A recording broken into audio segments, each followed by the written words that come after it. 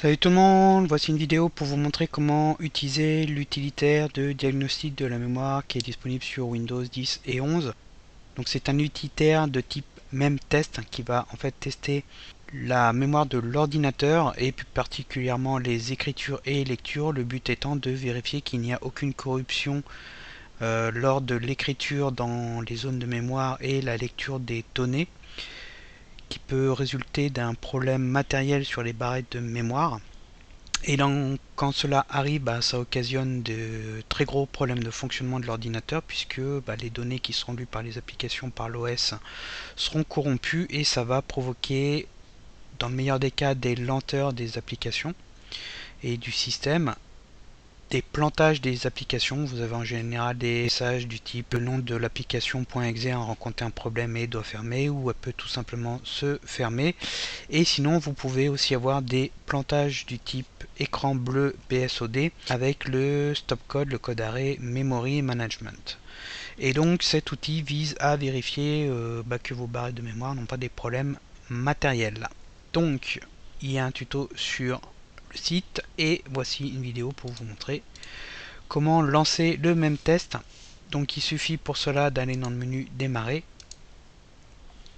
et vous tapez diagnostic et on vous propose diagnostic de mémoire Windows, vous cliquez dessus.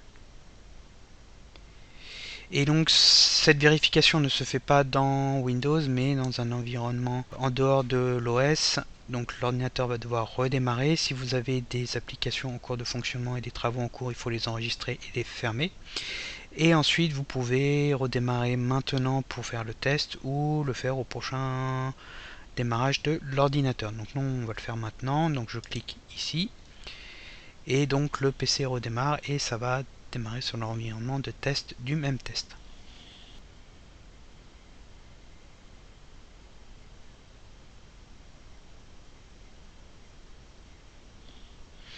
Voilà, donc l'outil de diagnostic de la mémoire s'ouvre sur un fond bleu.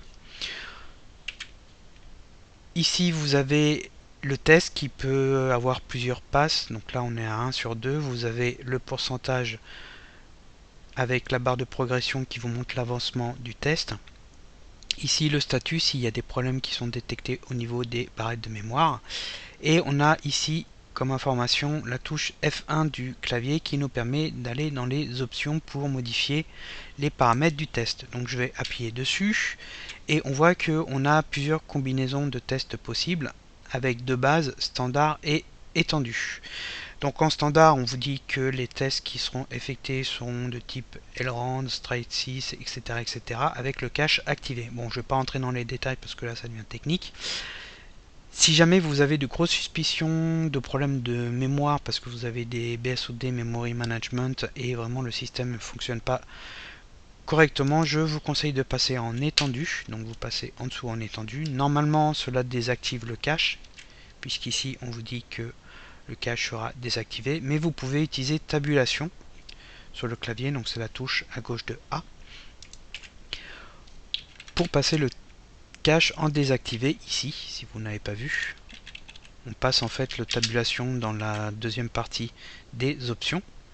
Et en refaisant tabulation, on arrive ici où vous pouvez définir le nombre de passes avec au maximum 15.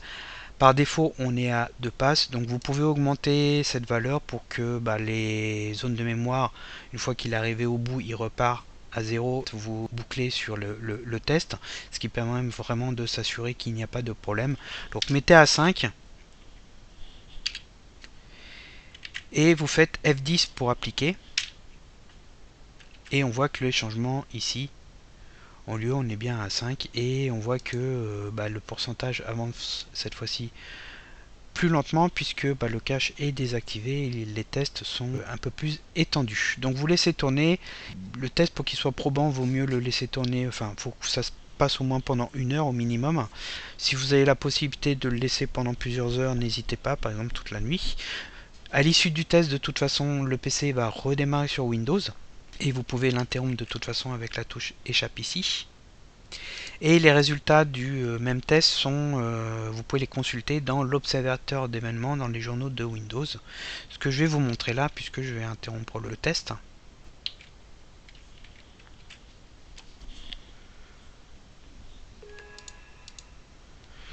Donc on tape son mot de passe ou code PIN confidentiel comme d'habitude et le bureau de votre Windows 10, 11 ou autre va s'afficher et vous aurez normalement une notification qui devrait vous signaler si des problèmes sur le diagnostic de mémoire a été détecté, et ensuite il faut se rendre dans l'observateur d'événements pour avoir plus d'informations. Donc pour cela on fait un clic droit sur le menu démarrer et vous avez observateur d'événements ici. Donc il se charge, on va le mettre en plein écran et vous avez les journaux Windows ici et vous avez système.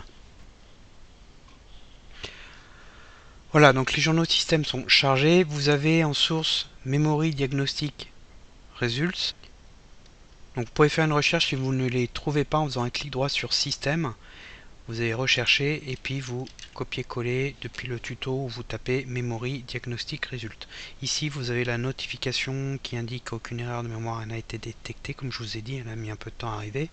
Et sinon, quand vous faites la recherche, vous faites suivant et il vous positionne directement sur les événements liés avec cette source ou qui contiennent ces mots. Et ensuite, il suffit de lire. Ici, on voit que le diagnostic a été annulé. Donc ça, c'est parce que je ne suis pas allé au bout et j'en ai relancé un autre dont le résultat est ici. Et comme la notification nous l'a stipulé, le diagnostic de mémoire Windows a testé la mémoire de l'ordinateur et n'a détecté aucun problème. Donc là, il y a de grandes chances que vos barrettes de mémoire ne rencontrent pas de dysfonctionnement. Après, l'ultime test, c'est de tester les barrettes une à une. Le but étant de vérifier si votre ordinateur plante avec une barrette spécifique. Donc vous mettez une seule barrette dans un seul slot et puis vous utilisez votre ordinateur pendant 1 heure ou 2 et vous regardez si vous avez encore des plantages des applications ou des écrans bleus. Et si ce n'est pas le cas, vous changez de barrette et vous regardez si ça plante. Et si ça plante avec une des deux, vous êtes certain que cette barrette rencontre un problème matériel. À ce moment-là, il faudra la remplacer. Il existe d'autres outils de type même test. J'ai une page qui en énumère certains. Donc la page elle est là, on a les diagnostics matériels qui sont disponibles sur les ordinateurs HP, Dell, Lenovo. Vous pouvez lancer un diagnostic matériel au démarrage de l'ordinateur où vous avez des logiciels préinstallés qui vous permettent de le faire et ils testent la mémoire. En général, ces tests sont sommaires.